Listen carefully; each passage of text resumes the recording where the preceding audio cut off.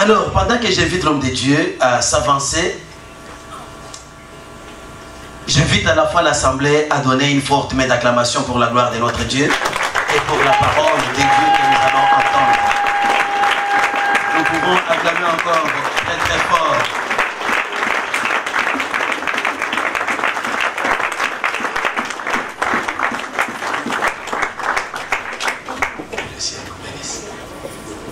Bonjour et bonne année à tous et à toutes. Et pendant ce moment, j'aimerais bien que nous puissions encore adorer le Seigneur.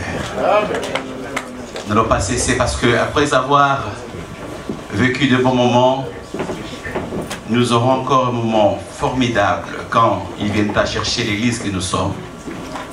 C'est d'être dans sa présence pour l'adorer.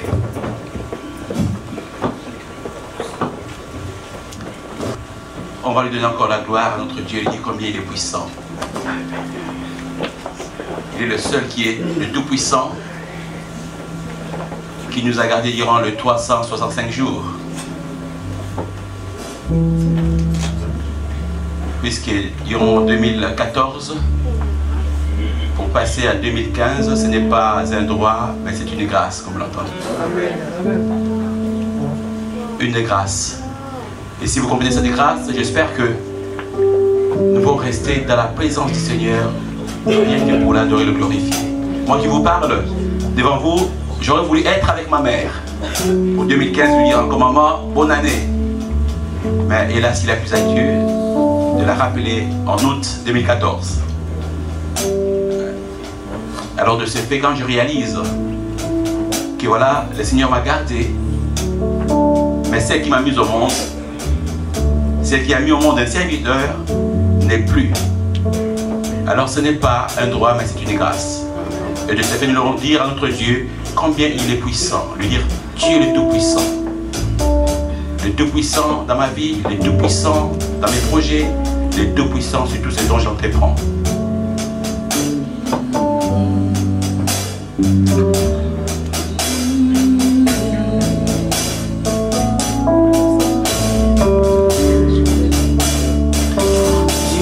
Tout-Puissant, quand mon cœur considère tout l'univers créé par ton pouvoir, le ciel agit, les éclairs, les tonnerres, l'éclair matin ou les ombres du soir, de tout mon être.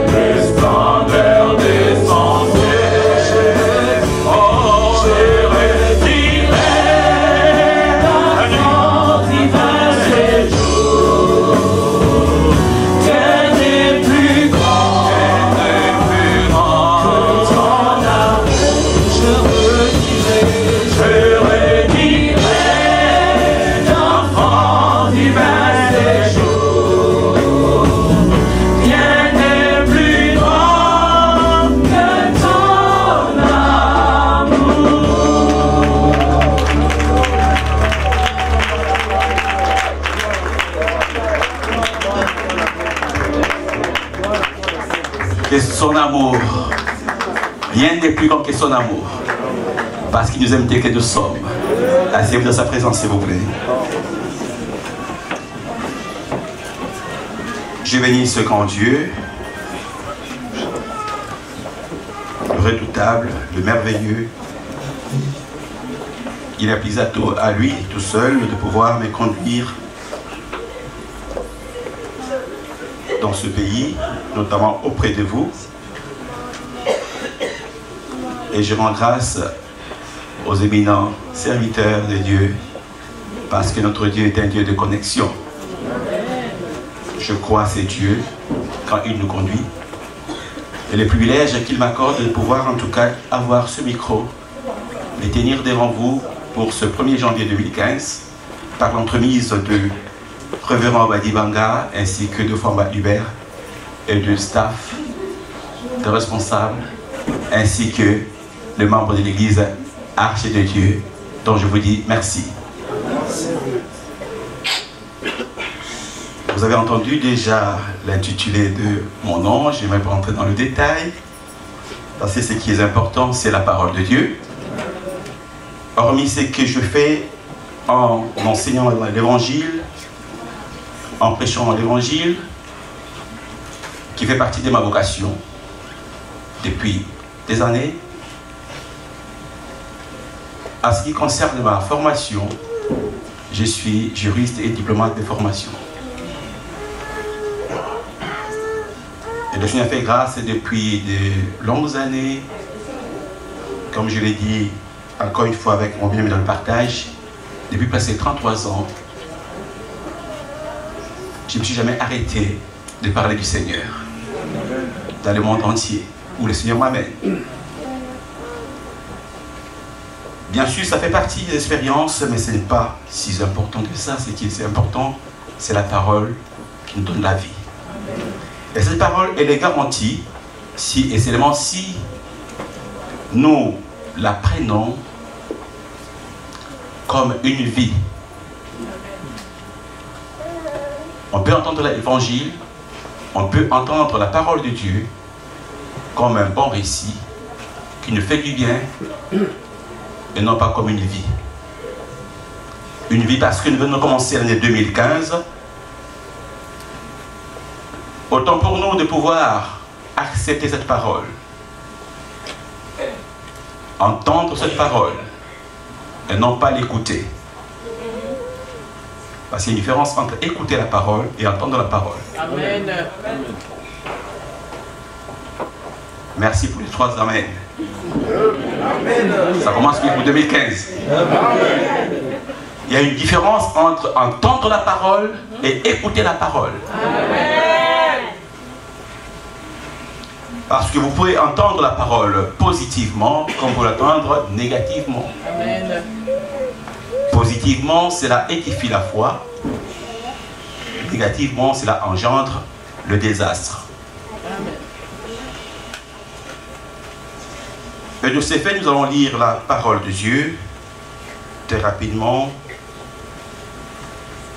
De ce que le Seigneur m'a mis à cœur de partager avec nous tous.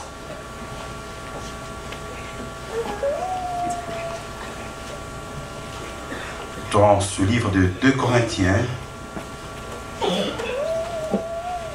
chapitre 6, à partir du verset 1 jusqu'au verset 10. Et le thème intitulé dont nous allons partager ce matin est fondé sur l'unité dans la foi. Je vais parler de l'unité dans la foi. Qui parle de l'unité dans la foi, il s'agit de ce verbe qui nous amène à s'unir. Et ma Bible me dit comme quoi que 2 personnes ne peuvent pas marcher ensemble s'il n'y a pas concertation. Amen. Autrement dit, s'il n'y a pas union. Amen. Donc nous sommes appelés à nous unir. Nous sommes appelés à nous concerter. Nous sommes appelés à demeurer dans la foi. Amen. Comme vous le savez très bien que dans l'épître de Paul aux Hébreux, il nous dit que voilà, à partir du chapitre 11, verset 1, que la foi vient de ce qu'on entend. Et ce qu'on entend vient de la parole de Dieu. Alors, au travers de l'unité dans la foi, il nous est appelé à ce que nous puissions, premièrement, nous unir. Par l'unité, cela nous amène à marcher dans la foi, à demeurer dans la foi. Par rapport à cette parole dont nous avons entendu, par rapport à les objectifs que nous avons à atteindre, les objectifs que Dieu a voulu que nous puissions atteindre pour sa seule gloire. Et je signale au passage, au travers de ces objectifs dont toute l'Église Arche de Dieu a pu, durant l'année 2014, accomplir par la grâce de Dieu, donc j'aimerais bien que moi, toute l'Église puisse rendre gloire et honneur au travers des hommes que Dieu a placés pour pouvoir conduire cette assemblée. Notamment le révérend Badibanga, qui a travaillé avec toute l'équipe, avec d'autres serviteurs, de bien-aimés frères et sœurs qui ont contribué parce que j'ai entendu le témoignage, afin que nous puissions être ce matin dans cet édifice bien aménagé, afin d'adorer et de louer notre Seigneur. Amen. Avec toute humilité, nous pouvons acclamer le Seigneur pour son serviteur. Parce que Dieu travaille avec les hommes. Alléluia. Amen. Dieu travaille avec les hommes. Je sais ce que c'est l'œuvre de Dieu, le ministère, les avantages, les inconvénients, ce qui se donne et ce qui traîne le pied, ce qui murmure et ce qui intercède, ce qui donne et ce qui raconte leurs histoires. C'est ça la vie de l'Église. Mais pour toute personne, chaque enfant de Dieu qui a apporté sa pierre de contribution pour que ce matin nous puissions honorer le Seigneur, que cette personne s'acclame soi-même.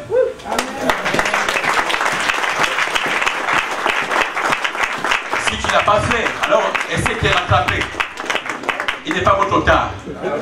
Nous sommes qu'au 1er janvier 2015. Mais si tu l'as fait, fais encore davantage. Amen. Amen. Je reviens également dans la parole de Dieu. Ma Bible dit ceci, au travers de ce thème intitulé « L'unité dans la foi ». 2 Corinthiens chapitre 6, versets 1 à 10, nous dit ceci. « Puisque nous travaillons avec Dieu, nous vous exhortons à ne pas recevoir la grâce de Dieu en vain. »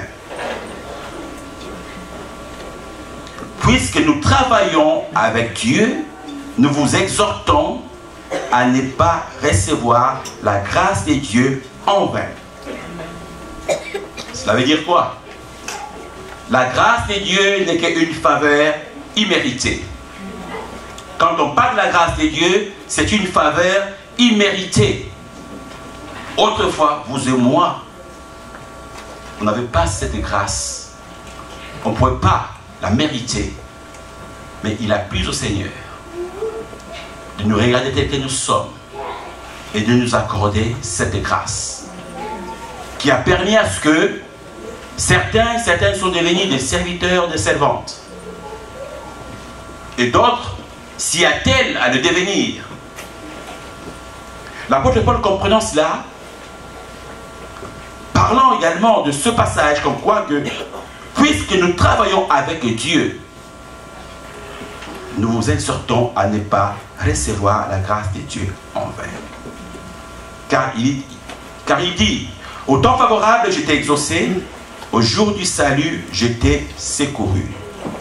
Voici maintenant le temps favorable. Voici maintenant le jour du salut. Voici maintenant le temps favorable. Quel temps favorable? D'attendre le miracle? Quel temps favorable? de croiser le bras. Quel temps favorable d'entendre les prophéties, quand même que nous croyons prophéties. Mais le temps favorable pour le salut de son âme. Amen. Le temps favorable pour le salut de notre âme. L'âme est la vraie personne de ce que nous sommes. Amen. L'âme est la vraie personne de ce que vous êtes. Je ne parle pas de la chair, mais je parle de l'âme. Et au travers de l'âme, nous avons les émotions, le sentiment de tout ce qui s'ensuit. Et par cette vraie personne, raison pour laquelle que cette âme doit bien se préparer à entendre la parole de Dieu, à apprendre à adorer le Seigneur, à apprendre à louer le Seigneur. Parce que c'est la vraie personne de ce que nous sommes. Alors, la Bible dit ceci, au temps favorable, j'étais exaucé. Le temps de cris, de pleurs, l'âme desséchée, l'âme fatiguée, l'âme découragée. Nous parlons de l'an dernier. Et cette âme dont nous sommes autrefois, ou jadis, a été découragée par tout ce que l'âme a entendu, par tout ce que l'âme a subi. Mais aujourd'hui, le Seigneur parle que toi, l'âme, j'étais exaucé. Mais maintenant, le temps favorable qui vient de se concrétiser te permet maintenant à saisir ton salut. Alléluia. Amen. Quand on parle du salut, nous entrons dans ce passage ou dans ce mot salut dans la globalité. Tout est globalisé par ce mot salut au niveau spirituel, physique, matériel. Tout ce qui s'ensuit fait partie également du salut que le Seigneur nous a accordé. Ce n'est pas seulement le salut de l'âme pour vivre éternellement, mais le Seigneur a apporté la globalisation de ce mot salut. Ensuite, le verset 30 dit ceci: nous ne donnons aucun sujet de scandale en quoi que ce soit, afin que le ministère ne soit pas un objet de blâme. Mais nous nous rendons à tous égards recommandables comme serviteurs de Dieu, par beaucoup de patience, dans les tribulations, dans les calamités, dans les détresses, sous les coups, dans les prisons, dans les troubles, dans les travaux, dans le veille, dans les jeûnes, par la pureté, par la connaissance, par la longanimité, par la bonté, par un esprit saint, par une charité sincère. Je suis en train d'entrer au travers de toutes ces valeurs qui amènent l'Église dans l'unité, dans la foi. Parce qu'une fois que nous sommes unis, et nous ne permettrons pas que certaines situations puissent déstabiliser notre foi, puissent déstabiliser notre vocation, puissent déstabiliser notre appel, puissent déstabiliser l'Église. Alléluia. Amen. Parce que quand il s'agit de l'Église, bâtir l'Église, bien aimé, c'est avec des pleurs, c'est avec des moments difficiles, c'est avec des moments de privation, de souffrance. Et si et seulement s'ils nous ont pas la porte à ces messieurs dont je ne voulais pas citer les noms, alors nous pourrons marcher de gloire en gloire, de progrès en progrès. Et si la porte s'ouvre, c'est dans un rien de temps. Et que cela peut arriver comme scandale. Mais Dieu ne veut pas nous amener à vivre ce genre de choses. Raison pour laquelle le Seigneur nous interpelle ce sens comme quoi, marchons dans l'unité, cette unité qui nous amène dans la foi de la parole dont nous avons entendu. Parce que cette parole vient du Seigneur. Et une fois que nous faisons foi à cette parole, alors les actes seront manifestés. Alléluia. Amen. Ma Bible me dit comme quoi que la foi sans les actes, elle est morte. Elle est nulle. La foi qui vient de ce qu'on entend. Durant les 365 jours, chacune de nous a entendu la parole de Dieu. Cela a édifié notre foi. Mais qu'en est-il des actions?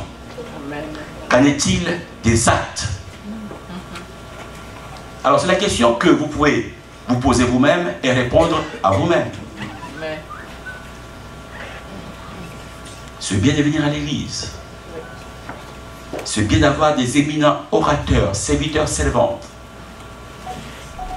C'est bien d'organiser des croisades d'évangélisation dont la publicité est faite. Venir recevoir la guérison, Jésus guérit. Tout ça, nous avons vu, entendu. Mais avec quel résultat? Amen. Avec quel fruit?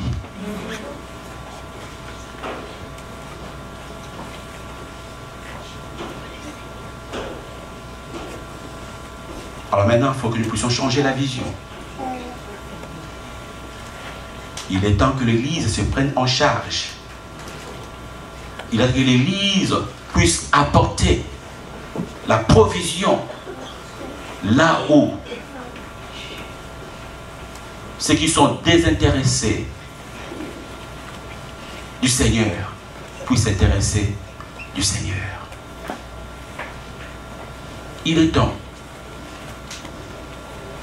que l'Église puisse apporter une autre vision de développement. Pas seulement avec les Alléluia et les Amen. Alléluia. Amen. Et c'est ce travail que le Seigneur a permis que je puisse faire aujourd'hui. Par sa grâce, je suis également dans différents pays d'Afrique, d'Europe, en Amérique. Je me dis que nous, les évangéliques, des fois, nous avons des sérieux problèmes, à part le parler en langue. Nous sommes efficaces dans le parler en langue. Mais les actions restent à désirer. Amen. Par rapport à d'autres personnes que je ne vais pas citer, qui portent des robes blanches, d'où il y a le contraire.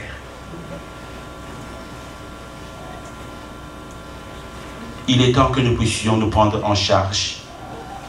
Il est temps que, quand nos pasteurs se mettent devant pour parler d'un projet quelconque, comme fut le cas au sein de l'église primitive, où la Bible dit comme quoi qu'il n'y avait aucun indigent.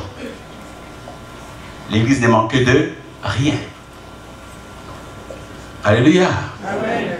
Nous devons arriver à cet état d'esprit et de foi.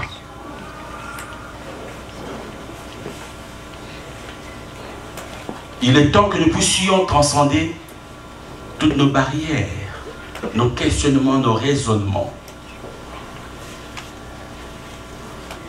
Ainsi, quand c'est l'évangile, ma Bible dit comme quoi qu'il s'agit de oui et d'amen. Le oui et amen, bien sûr, comme les chrétiens de Béret, il faut vérifier. C'est ça. Amen. Alléluia. Amen. Comme les chrétiens de Béret, vérifiez le oui et l'amen. Que votre oui soit un oui et votre non soit aussi un non. Nous sommes dans un pays développé. Des fois, quand je vais en Afrique, bien sûr, les chrétiens qui sont en Afrique sont dévoués pour la voix du Seigneur, dans des conditions difficiles. Mais il a plu au Seigneur de faire grâce d'être dans ce pays développé, où l'évangile peut être enseigné. Alors, qu'est-ce que nous faisons de cet évangile? Plus loin, la Bible dit ceci. par la parole de vérité, par la puissance de Dieu, par les armes offensives et défensives de la justice, au milieu de la gloire et de l'ignominie, au milieu de la mauvaise et de la bonne réputation, étant regardé comme imposteur, quoique véridique. Là, je parle de l'Église, hein. C'est pas si les gens ne me comprennent pas, je suis en train de parler de l'Église. Et quand je parle de l'Église, pour que cette Église puisse s'unir davantage dans la foi, afin de réaliser les objectifs que le Seigneur nous a appelés à concrétiser durant l'année 2015. Ce qui a été fait en 2014, le bilan est là. Mais pour 2015, alors de quelle manière décollons-nous? De quelle manière allez-vous décoller avec l'Église Arche de Dieu? De quelle manière allez-vous contribuer dans votre foi au sein de cette assemblée? De quelle façon allez-vous collaborer avec les serviteurs et servantes? Donc, il s'agit de ces genres de diagnostic, de constat, pour que le remède nous soit accordé. Et si le remède est accordé, alors le Saint-Esprit nous aidera. Si le remède est accordé, chacun, chacune saura sa place. L'histoire de l'Église ne sera pas une histoire à prendre le téléphone. Je ne sais pas ici si c'est le cas, mais à Paris, quand il s'agit d'une période hivernale, il faut appeler les chrétiens. Prendre le téléphone, mais ma soeur, je ne t'ai pas vu à l'église. Parce qu'il fait froid. Et ce genre de chrétiens, quand il fait froid, pendant le temps de la recherche du miracle, il n'y avait pas de foi. Une fois obtenu gain de cause, maintenant, il y a plusieurs justifications. Je vous la parenthèse, je la ferme, c'est dans ce sens-là que nous constatons. Et puis il me dit, mais écoute, mais si je ne vais pas à l'église, où est le problème? Est-ce que le pasteur m'a dit que moi pour venir à l'église? Et nous nous retrouvons avec ces genres de chrétiens. Autrement dit, de chrétiens qui ne cherchent que les choses de Dieu et qui n'aiment pas Dieu lui-même. Je me suis fait comprendre? Peut-être que ce n'est pas le cas ici. Ou le chrétien qui aime les choses de Dieu, mais qui n'aime pas Dieu lui-même. Il est écrit facilement dans la parole de Dieu, cherchez premièrement le royaume de Dieu et sa justice. Le reste vous sera donné par surcroît. Et certains chrétiens ont fait le contraire. À cause de la publicité de Jésus-Christ, qui n'est pas chose difficile, bien sûr. Venez, vous allez recevoir. Venez, Jésus donne la guérison, donne du travail. Donne en fait de Jésus-Christ également un agent immobilier. Amen. Même pour avoir le logement. Jésus donne le logement. Bien aimé, il y a aussi des facilités pour l'octroi de logement. Alléluia. Amen.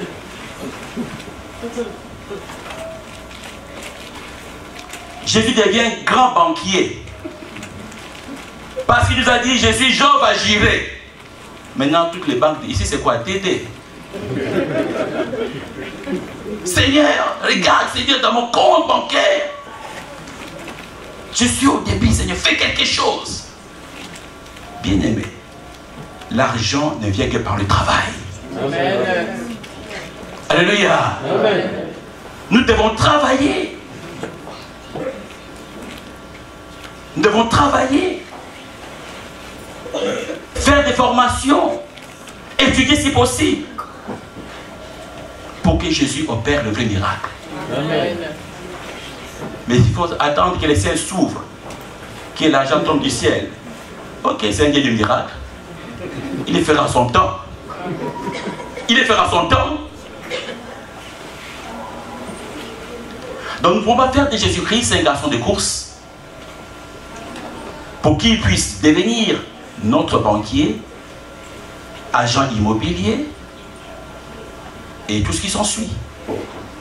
mais vont faire de Jésus-Christ seulement le Seigneur de Seigneurs. Alléluia. Amen. Le roi des rois. Amen. Le prince de paix. Amen. Une fois que nous avons compris la façon de nous comporter dans l'unité, dans la foi, et dès lors que nous bâtirons l'œuvre de Dieu. Amen. Nous bâtirons l'œuvre de Dieu. Et pour bâtir l'œuvre de Dieu, je parlerai également de 5 points.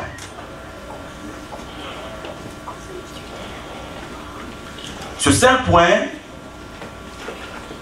dans ce passage de 2 Corinthiens, nous amène à le comprendre par rapport à tout ce que le serviteur vive, subisse dans l'œuvre du Seigneur. Le verset nous dit, comme inconnu, quoique bien connu, comme mourant, et voici nous vivons, comme châtié, quoique non mis à mort, comme attristé, et nous sommes toujours joyeux. C'est ce que le serviteur et les servantes subissent, sans que le fidèle ne se rende compte, ni les encourage. Je ne sais pas, mon bien-aimé, durant les 365 jours dans cette assemblée, combien de coups de fil as-tu eu pour les encouragements? Pasteur Framba Hubert, durant les 365 jours, combien de coups de fil as-tu eu pour les encouragements? Vous savez, nous avons besoin de vos encouragements. Je n'ai pas entendu les amens là. Amen. Ah, ça je le réclame. Amen. Parce que je sais de quoi je parle. Amen. Parce que quand vous dormez, la Bible nous dit ceci, le Seigneur nous a confié vos âmes. Et nous rendrons compte de vos âmes. Quand d'autres dorment, ronflent, l'homme de Dieu est là, cherchant la face du Seigneur. Seigneur, fais quelque chose pour l'Église. Fais quelque chose pour telle sœur. Oh, fais quelque chose pour tel frère, Seigneur. Opère un miracle. Et le Seigneur qui vous a amené dans cet endroit, il sait le pourquoi. Et le Seigneur ne vous permet pas d'abandonner l'assemblée où il vous a conduit, où il vous a placé. Comme on le voit souvent, certains chrétiens le faire. Le Seigneur vous a placé en ces lieux, il sait le pourquoi. Il est le Dieu qui gère le temps et les circonstances. Amen. Ne soyez pas pressés. Manifestez tout simplement que on est ensemble, comme on l'a dit. Et si vous êtes ensemble, il faut aussi vous ressembler. Alléluia. Amen. On peut être ensemble et ne pas se ressembler. Amen. Nous devons être ensemble et ne pas se ressembler. Mais ce matin, ma prière est que nous puissions nous ressembler ce matin. Ma prière est que nous, en quittant ces lieux, nous puissions nous ressembler ce matin. Que le Seigneur ouvre le ciel pour que cette ressemblance se réalise et que nous arrivons à concrétiser cette vraie unité dans la foi. Plus loin, la Bible dit ici, comme attristés et nous sommes toujours joyeux, comme pauvres et nous enrichissons plusieurs, comme n'ayant rien et nous possédons toutes choses. Nous enrichissons plusieurs dans tous les domaines spirituels. Et j'en passe. Je pourrais donner tant de témoignages, puisqu'il s'agit de la vie de l'Église. Le Seigneur m'a mis à cœur de parler de la vie de l'Église. durant plus de 33 ans que j'ai expérimenté. Et par sa grâce, que Dieu nous aide à changer la donne. L'église, ce n'est pas le bâtiment, c'est vous et moi. Et si vous et moi nous avons compris ce que c'est l'église, alors nous pourrons faire mieux. Pour faire mieux, ma Bible dit ceci. Le Seigneur a préparé des hommes et des femmes qui doivent être en action. De lui-même, le maître d'ouvrage. Le maître d'ouvrage qui est notre Père, notre Dieu. Notre Dieu est le maître d'ouvrage. Dans quel sens? Dans ce sens que voilà, nous nous retrouvons en ce lieu, nous disons bien que nous nous rassemblons pour pouvoir lui dédier un culte agréable et raisonnable. Nous ne sommes pas dans la rue. Nous nous sommes abrités dans un local, n'est-ce pas? Amen. Et ce local a été dédié à l'Éternel afin que lui seul soit le maître d'ouvrage. Ça, c'est le premier point. Parce que son nom est invoqué. Et quand nous invoquons le nom de Dieu, ce lieu est manifesté comme étant un autel où les sacrificateurs doivent être là pour apporter des actions de grâce. Amen. Un autel. Comme aussi dans vos maisons, étant en famille, vous pouvez avoir aussi un lieu intitulé un autel pour invoquer le Seigneur. Ça peut être dans un coin, tout dépend de la façon dont vous allez invoquer le Seigneur, en vous agenouillant ou en restant debout, tout dépendra de vous. Mais en ces lieux, nous parlons de cette dédicace du lieu cultuel. Ou quand nous invoquons le Seigneur, et nous osons croire que le Seigneur est omniprésent. De ce fait, ce lieu est appelé l'autel. Raison pour laquelle, comme le lieu est appelé l'autel, nous nous retrouvons avec le maître d'ouvrage qui est Dieu. Deuxième point, nous avons l'architecte. L'architecte, c'est Jésus-Christ qui donne les modèles. Dieu est le grand pourvoyeur. Il a pourvu à ce que chaque frère, chaque sœur apporte le don, apporte son soutien par rapport à l'homme de Dieu, aux hommes de Dieu que Dieu a placés en ces lieux pour que la vision de l'œuvre de Dieu puisse être accomplie. De ce fait, Dieu a pourvu. Dieu a touché le cœur. Donc, nous avons vu les frères et sœurs ayant cette libéralité d'apporter un soutien financier. Pourquoi? Parce que Dieu a touché le cœur, Dieu a béni le cœur, Dieu a béni les frères et sœurs pour que l'œuvre de Dieu soit bâtie. Amen. Amen. Alors, ce grand Dieu-là, il est le maître d'ouvrage. Jésus-Christ, son Fils, est l'architecte. Il donne les modèles. C'est disons comme quoi pour 2015, le pasteur qui sera dit voilà, j'aimerais qu'en 2015, que vous puissiez avoir ce modèle de la vision afin de conduire mon peuple. Et que le peuple adhère à la vision. Alléluia. Amen. Que le peuple de Dieu adhère dans cette vision.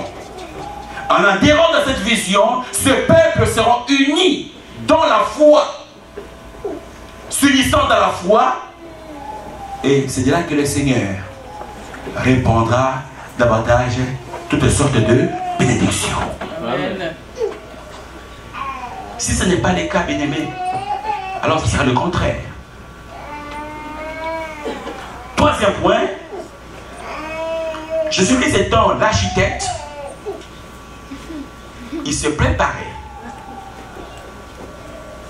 dans cette façon de voir l'architecture de l'œuvre de son Père. Il place pour ceux qui font de construction peuvent comprendre également la façon dont je suis en train d'illustrer l'unité de la foi au sein de l'Église. Par le troisième point, nous retrouvons avec ce qu'on appelle le chef de chantier. Parce que quand il y a un bâtiment, ou avant de construire un bâtiment, vous allez voir souvent, je ne sais pas ici comment ça se passe, vous allez voir directement, il y a des écriteaux. On parle, il y a le maître d'ouvrage. Après le maître d'ouvrage, vous allez voir qu'il y a un architecte. On va chercher l'architecte pour qu'il puisse donner le plan. Et après le plan de l'architecte, il y a le chef de chantier ou le chef des travaux. Et le chef des travaux est considéré comme étant les pasteurs. Les pasteurs sont là pour faire le travail. Dans le chantier, on veut regarder, est-ce que tout est mis en place? Est-ce que tout est en ordre? Donc, nous sommes considérés comme étant le chef du chantier.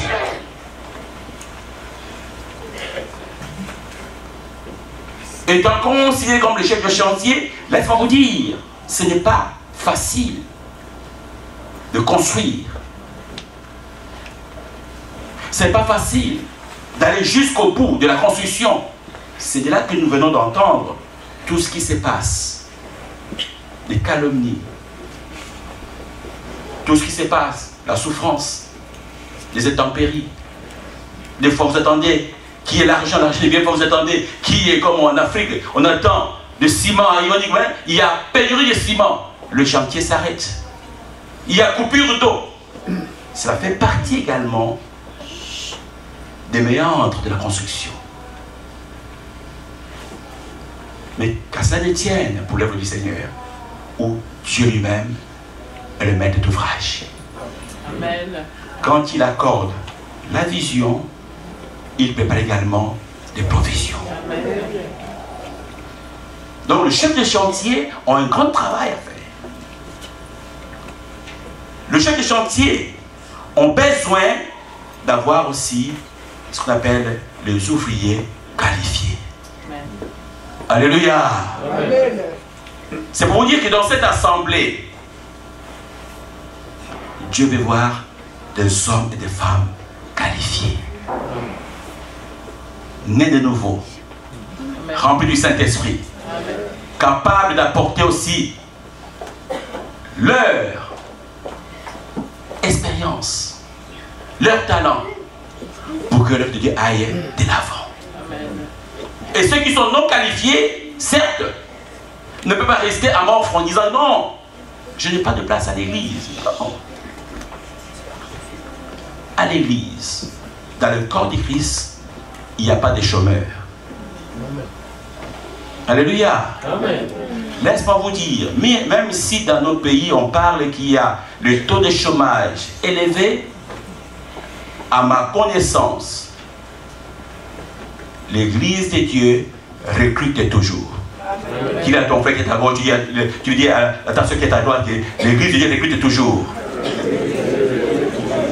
Alléluia. L'église de Dieu recrute toujours. Donc on n'a pas de chômeurs à l'église.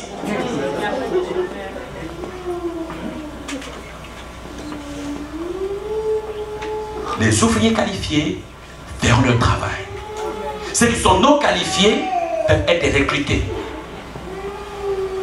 afin d'apprendre comment devenir ouvrier qualifié. La Bible dit, la moisson est grande mais il y a peu d'ouvriers. À Montréal, il y a des âmes qui périssent. Ottawa, pareil. Toronto, pareil. Mais où sont les ouvriers qualifiés? Quand on veut parler des ouvriers qualifiés, ça veut dire quoi? Au sein de l'église, ce sont de frères et sœurs, des responsables qui sont assidus, qui sont fidèles, qui sont disponibles, qui sont enseignables. Pas de messieurs, je connais tout. Amen. Madame, je connais tout. Amen. Vous savez, des gens qui ont des versets bibliques. Ah oui, je connais les versets bibliques. Ah ouais. Non. Enseignable. Amen. Pour être enseignable, il faut s'asseoir au pied du maître. Vous avez les chefs des chantiers qui sont là. Dérangez-les pour la bonne cause. Comme je l'ai dit dans notre assemblée. J'aimerais que quelqu'un m'appelle et me dérange pour une bonne cause. La cause de l'évangile. Amen. Pour que tu sois cet ouvrier qualifié. Nous ne voulons pas voir des ouvriers qui n'ont pas subi une chirurgie interne.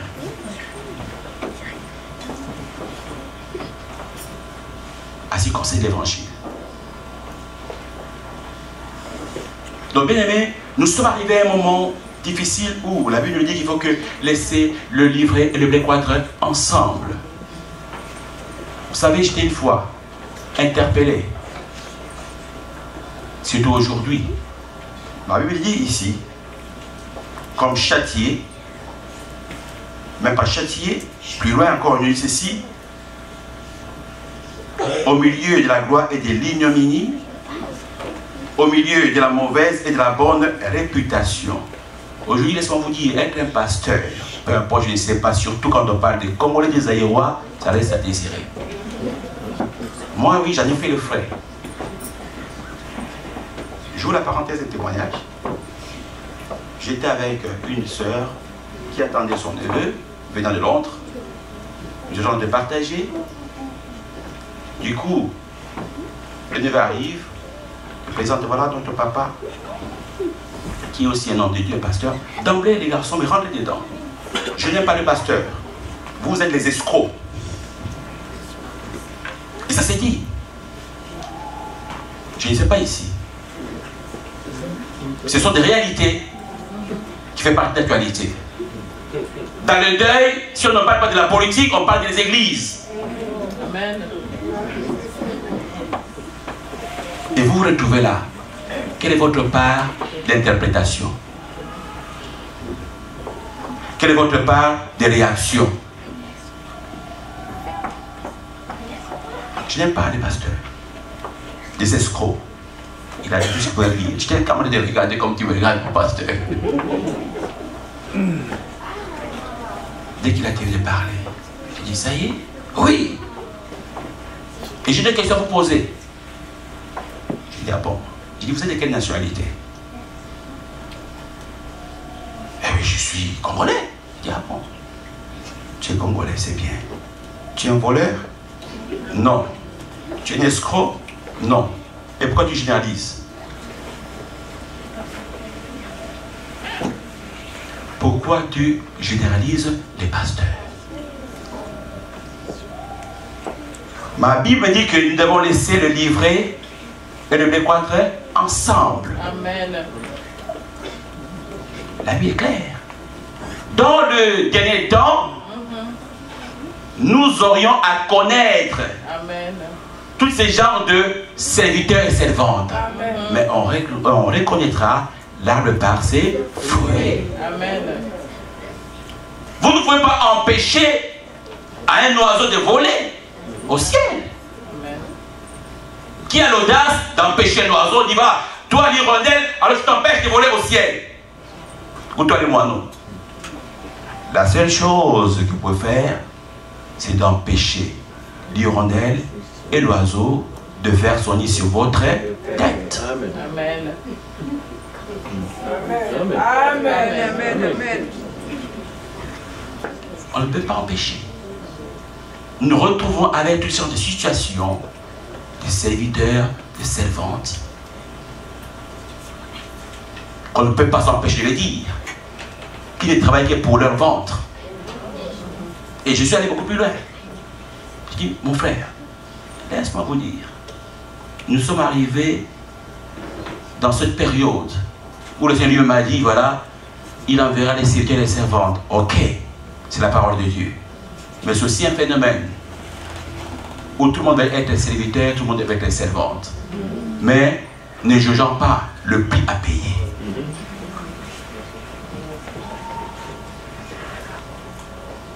Un conseil, vous avez la vocation, c'est une bonne chose. Vous avez l'appel, c'est une bonne chose. Ne vous levez pas en avance avant que Dieu ne vous le confirme. Amen. Et ne vous levez pas non plus en retard avant que Dieu ait déjà confirmé en amont que vous puissiez vous lever. Amen. Restez au temps de Dieu. Amen. Attendez le temps de Dieu. Amen. Sinon, c'est les dégâts. Puisqu'il s'agit de l'éthique et de la déontologie. Vous ne pouvez pas être un médecin pour opérer les gens si et seulement si vous n'êtes pas passé quand même à la formation. C'est la vérité. Merci ma soeur. Amen. C'est pas parce que tu as une famille nombreuse, vous vous retrouvez dans une église quelconque, alors vous avez donc reçu le Ouraba, Karaba, Karaba, dit voilà, j'ai aussi commencé l'église. Non! Mais parce que la tête de pasteur m'a dit, ne te plaît pas, tu n'as pas voulu vivre dans la soumission. Ou c'est celle de pasteur Hubert, alors vous vous rébellez de l'église. Non, bien-aimé le Seigneur. L'unité dans la foi. Amen. Amen. L'unité de la foi. Élisée a compris cela auprès du prophète Élie. Est-ce qu'il y a des Élisée ici qui peut comprendre cela? Amen. Donc ce n'est pas que m'as-tu vu. C'est pas parce que deux fois on n'a plus rien à faire et nous pensons que quand on est le Seigneur, alors c'est là où tu as une notoriété. Non, bien-aimé. Attendez le temps de Dieu. Amen. Dis à ton frère, attends le temps de Dieu. Amen. Alléluia. Amen. Alléluia. Donc je parle du premier point en ce qui concerne le maître de l'ouvrage, le second point en ce qui concerne l'architecte qui est Jésus-Christ, le troisième point dont il s'agit de chef de chantier, à savoir le pasteur. Le quatrième point, je parle également des ouvriers qualifiés qui sont certes de fidèles. Dans l'église organisée, nous nous retrouvons avec des diacres et des diaconesses et j'en passe. Conclure à cela, nous nous retrouvons avec les manœuvres. C'est ça le plan caricatural d'une construction, d'un chantier ou d'un bâtiment. Avant que ce bâtiment soit érigé, il y a eu ces genres de personnes. Il y a eu ces genres de personnes qui sont passées pour que nous puissions avoir ce bâtiment. Alors spirituellement, nous entrons aussi dans ce genre d'organisation qui est celle de l'Église. Afin que ceux qui sont de manœuvre puissent s'employer à l'Église et faire l'œuvre du Seigneur. N'entendez pas seulement le micro, vous savez, c'est tellement tentant le micro, qu'on soit devant. C'est bien de le faire, mais au temps de Dieu. Amen. Dieu a besoin de voir aussi des personnes qui nettoient des toilettes. Amen. Amen. Alléluia. Amen. Parce que nous y allons tous là-bas. Et combien de personnes en prennent soin dans la maison de Dieu? Combien de personnes prennent soin de la salle pour nettoyer la salle? Combien de personnes offrent le service sans qu'on leur demande? Tout ça fait partie de l'organisation de l'Église. Apportez vos services, vos talents au sein de l'Église. N'attendez pas seulement qu'on vous appelle. Mon frère, viens, conduis ce frère-là. Non. Quand l'Église est terminée, vous avez un véhicule que Dieu vous a béni avec. Ma soeur, vous passez par où? Je vous accompagne. Sans que le pasteur ne vous le demande. Et si possible, faites-le régulièrement. Vous le faites pour la gloire du Seigneur parce que c'est votre soeur. C'est votre frère. Au ciel, vous serez ensemble, côte à côte. Amen. Alléluia. Amen. Je peux parler encore davantage. Pour le Seigneur, voilà, j'étais malade. Vous ne m'avez pas visité. J'avais faim, soif. Vous n'avez pas pris soin de moi. je n'avais pas où dormir. Le Seigneur vous a donné un pavillon. À peine de fois, vous êtes la seule. Dieu m'a béni. Ok, c'est bien, Dieu t'a béni. Mais combien de frères et sœurs, tu en prends soin?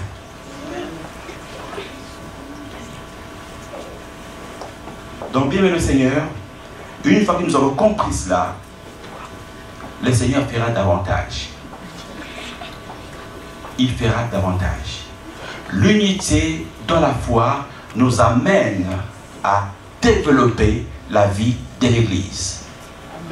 Vous ne pouvez pas faire la même chose durant des années et des années.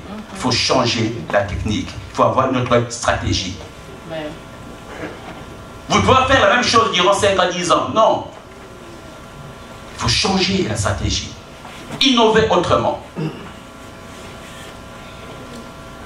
L'Église est un lieu de réflexion, est un lieu d'innovation, est un lieu de conquête, où nous apprenons comment conquérir les espaces. Quand vous venez avec vos esprits limitatifs, le Seigneur prend ces esprits limitatifs et vous accorde les esprits donc illimités. Alléluia. Amen. Amen. Vous venez avec de petites visions, le Seigneur change la petite vision et vous en donne la grande vision. Amen. Et dans votre environnement, quand on vous pose la question, mais quel est votre secret? C'est Jésus-Christ. Amen. Mais Jésus-Christ, où est-ce que je peux le trouver? Mais à l'arche de Dieu. Amen. C'est tellement si simple. Parce que vous êtes un ouvrier qualifié. Et quand ils viendront au sein de l'arche de Dieu, alors ils trouveront également le chef du chantier bien préparé. Parce que l'architecte a essayé d'architecter le lieu correctement pour que ses ouvriers soient aussi qualifiés. Pour ce matin qui plaise au Seigneur, par rapport à ce qu'il a mis dans mon cœur, de partager avec vous sincèrement qu'il est temps de dépeupler le camp de l'ennemi et de peupler le royaume du Seigneur. Amen. Il est temps. Je crois au miracle, je crois à la prophétie, mais toutes ces choses, c'est bien. Mais ce qui est vrai, c'est l'amour du Seigneur. Amen. Parce que tout passera. L'amour de Dieu. C'est lui ou celle qui amènera une âme pour cueillir une trompette au ciel. Ma Bible me dit comme quoi que cette personne, même par rapport à vos égarements, à vos iniquités, le Seigneur passera également le ponge là-dessus.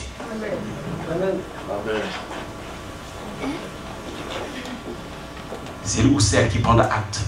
C'est disons qu'en tout cas à partir de ce jour, Seigneur, au lieu que je demande à ce que tu puisses m'accorder des documents administratifs, mais je vais commencer à prier pour les âmes.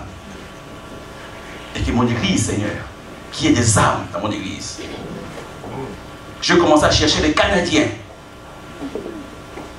qui sont dans mon immeuble, les inviter autour d'un café et leur parler de Jésus-Christ. Alléluia. Amen. Quels des Canadiens? Ils ont appris l'évangile. Vous savez ce qui se passe dans cette nation. Au niveau du gouverneur, vous le savez. Tant que Dieu nous fait grâce, alors, bien-aimés, avançons également avec la vision que le Seigneur nous a confiée. Ne vous limitez pas. Explorez. Avancez. Développez-vous dans ce pays. Faites des formations dans ce pays. Créez dans ce pays. Cela est possible. Pour que le nom de l'Éternel soit béni. Amen. Alléluia. Amen. Au travers de cela, bien-aimé, alors, c'est là que tout le monde verra que nous sommes réellement des chrétiens. J'allais conclure par là en disant comme quoi je suis parti à Kinshasa. J'ai vu nos amis. J'ai dit c'est une bonne chose que Dieu vous a béni. Il y a tellement de télévision. Il y a tellement de bénédictions matérielles. Les églises sont bondées par 1000 et des milliers de personnes. Après, je pose la question, mais bien aimé, est-ce qu'avons-nous une banque chrétienne ici? Est-ce qu'avons-nous des écoles, comme jadis on l'a vu, avec certaines missionnaires qui nous ont laissés? Et peut-être Dieu nous bénit. Voici la réflexion. On peut le faire ici, à Montréal. C'est possible. Alléluia. C'est possible, bien aimé.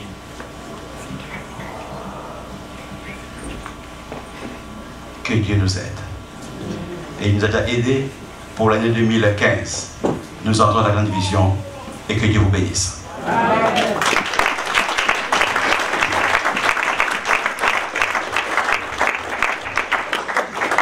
Amen.